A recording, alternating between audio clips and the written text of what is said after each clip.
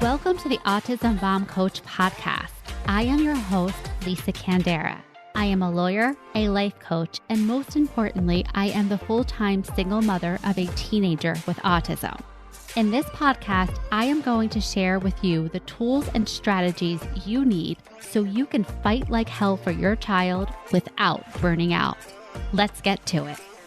You are listening to episode 188 of the Autism Mom Coach, The Expectation Trap, Part 2. Hello, everyone, and welcome to this week's episode of the podcast. This week's episode is a part 2 of last week's episode about the expectation trap. So if you haven't already listened to that episode, take a pause and go and listen to it now. Or if you don't want to, you don't have time, don't worry. I'm going to give you a really brief recap. In last week's episode, we talked about expectations, and specifically the expectations we have about other people, about how other people should behave, what they should do, how they should operate in the world. And some of the expectations that we have of other people are based on structures, things like contracts or agreements, or even, schedules, right? So you expect that, your child's teacher will be at school at 8 a.m. because the school schedule dictates that she works for the school. So that's an expectation that you have that's based on something outside of you.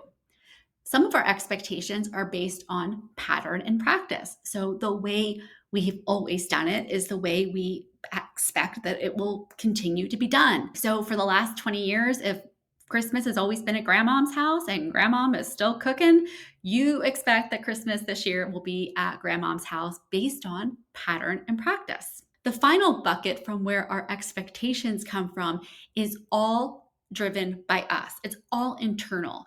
Our expectations come from our own beliefs, standards, judgments, motivations about how we operate in the world. And then we think that other people should act the same way. So you'll find yourself saying things like, well, if it were me, or I would never, right? In those situations, you are imposing what you believe to be the right way to operate in a certain situation onto another person who has not agreed to your rules. And that third category of expectations can cause a lot of tension for us and a lot of conflict in our relationships with other people. So in this week's episode, we're going to talk about once you've identified an expectation that you have that's based on your own values, standards, motivations, judgments, and another person doesn't roll that way, what do you do? So I'm going to give you 3 suggestions about what you can do in this situation. First, let it go. You always have the option to let it go. It means a lot to you that people are on time, but your best friend always figures out how to be 15 minutes late. You can let it go, okay? That might just be, part of the way she rolls, whatever. You can let that go. You can decide to let it go. You don't have to, but that's an example of something you can just that's how she rolls, okay? That's who she is. That's how she rolls. If your sister buys you presents for every Christmas, despite the fact that you've agreed 100 times, no, we're just doing presents for the kids, well, instead of getting frustrated with her for not doing what you want her to do, let it go, okay? Pattern and practice. She's probably going to get you a present. If you want to get a present too, you can. You can let that go. Let's say for those of us who think that our children should behave in a certain way, and then they don't. You can let that go too. I have this conversation with my clients all the time. Is this the hill you want to die on?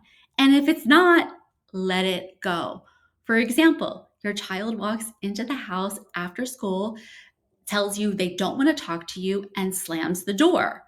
Yeah, you can get upset. You can drag them back out. You can tell them why they shouldn't be acting this way. You can lecture them, or you can let it go, okay? You always have the option to let it go. The second option is to make an adjustment.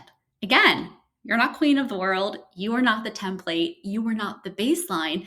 And when you see that another person has a different way of operating, you can adjust to their way of operating if it feels in alignment with you.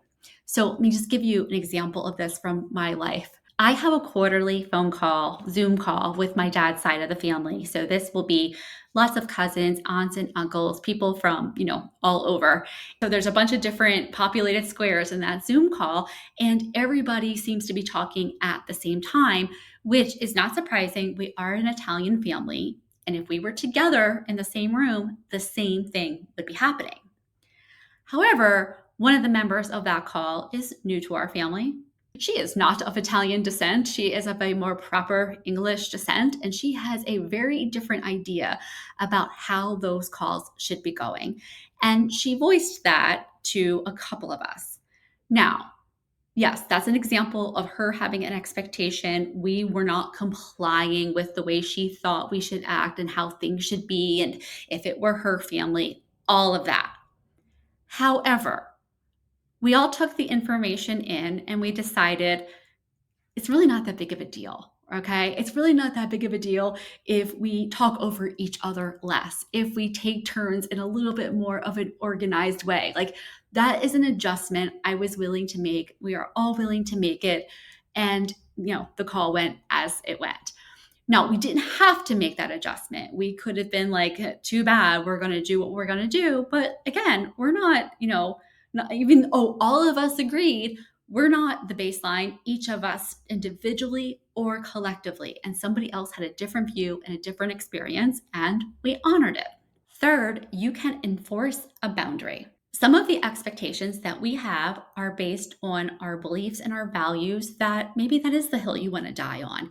Maybe that is something that means a lot to you and you're not willing to compromise or to let it go. These are the places where you're going to have a boundary. So for example, I am a no on people smoking in my house. I don't care that I don't want the baseline. I am the baseline for my house, and I don't want people smoking in my house. So if someone were to come to my house and ask to smoke inside, it would be a no. That would be not letting it go, not adjusting. It would be creating that boundary and enforcing it. Like, no smoking in the house, go outside. Another example could be in relationships and maybe how a person treats you.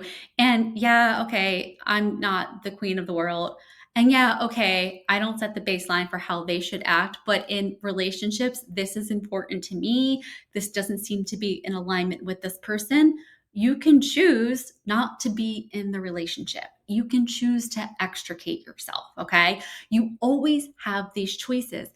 The point of all of this is to noticing the expectations, is to really getting clear on where they are coming from so you can make the best decision for you and for your relationships, instead of getting stuck in the anger, the resentment, the sadness, the judgment. Because when you're in that, you're wasting your own time. You're creating tension for yourself. You're creating more tension in a relationship, or just more than's really necessary.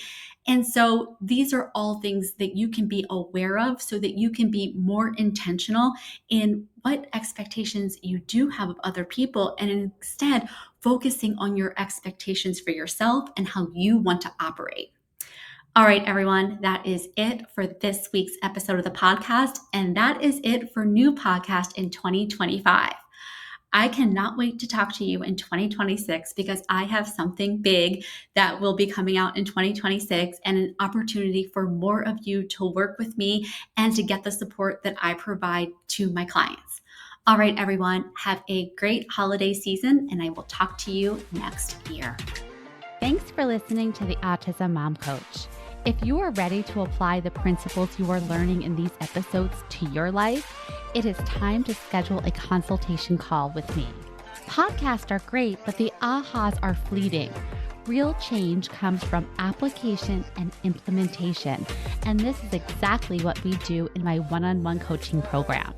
To schedule your consultation, go to my website, theautismmomcoach.com, work with me, and take the first step to taking better care of yourself so that you can show up as the parent you want to be for your child with autism.